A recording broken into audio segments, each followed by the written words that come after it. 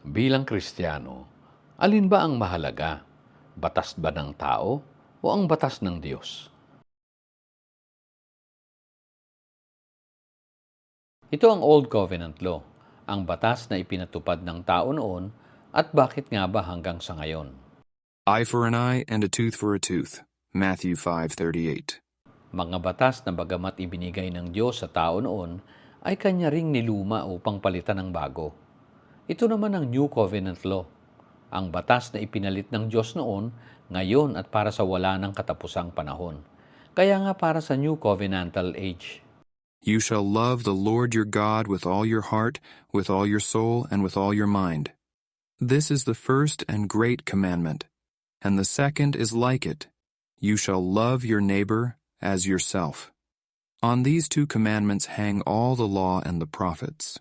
Kung ating ipinagmamalaki na tayo ay Kristiyano, paano mo bang hinuhusgahan ngayon ang mga nagkakasala sa iyo? Pinatatawad mo ba sila ng tulad sa iniutos sa iyo ng Diyos na dapat na pagpapatawad? O sinisingil mo rin sila at pinapatawa ng kaparusahan dahil sila ay kalaban mo rin? Nakalimutan mo na ba ang grace at awa ng Diyos na ipinagkaloob rin sa iyo kahit na hindi ka karapat-dapat? Paano nga bang sumunod ang mga tunay na Kristiyano noon? Halimbawa si Stephen, na nang siya ay pinapatay sa pamamagitan ng pagpukol rin ng bato, ay nakapagdasal pa nga siya ng ganito. And they stoned Stephen as he was calling on God and saying, Lord Jesus, receive my spirit. Then he knelt down and cried out with a loud voice, Lord, do not charge them with this sin. And when he had said this, he fell asleep. Tayo naman ba ngayon na nagmamalinis ay maaari ring magparusa sa kahit mga may kasalanan bilang Kristiyano? Hindi nga ba't ganito ang sinalita ni Jesus noon sa mga mapagparusa?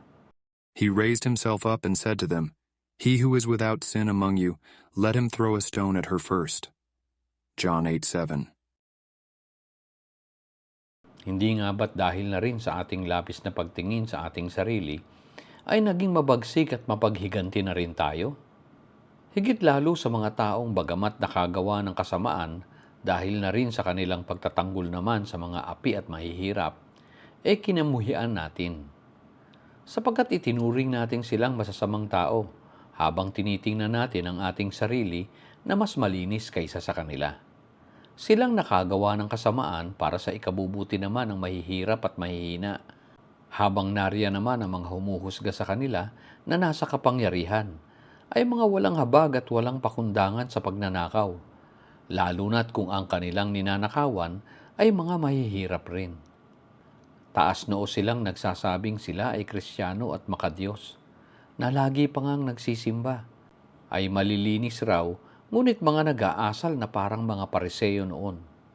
Oo, sila nga raw ay Kristiyano. Mga kapatid, ang hinihingi ng Diyos na paggawa natin sa kabutihan ay utos para na rin sa ating kapakanan.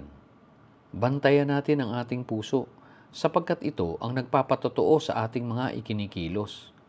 At hindi lang ang bibig na nagpapatunay sa ating mga kasinungalingan. Gawin mo ang totoong mabuti sa Diyos at hindi lang ang kunwari ay mabuti sa harapan ng tao. Ito ang kabutihang itinanim na rin ng Diyos sa iyong puso, pagkat gawa nga tayo sa kanyang wangis. Sa wangis ng Diyos na totoong mabuti. Sapagkat imposible na malugod ang Panginoong Diyos kung walang pag-ibig sa atin para sa kapwa. 1 Corinthians 13:2. If I have the gift of prophecy, and can fathom all mysteries and all knowledge, and if I have a faith that can move mountains, but do not have love, I am nothing. Kung wala nga ang pag-ibig, ay walang pakinabang. 1 Corinthians 13 verse 13. And now abideth faith, hope, charity, these three. But the greatest of these is charity. At ang pinakamahalaga ay ang kawang gawa. Ito ang tunay na pag-ibig sa kapwa, na ating pagpapatawad sa nagkakasala. Hindi ba't bilang Kristiyano ay mas mahalaga ang batas ng Diyos sa atin?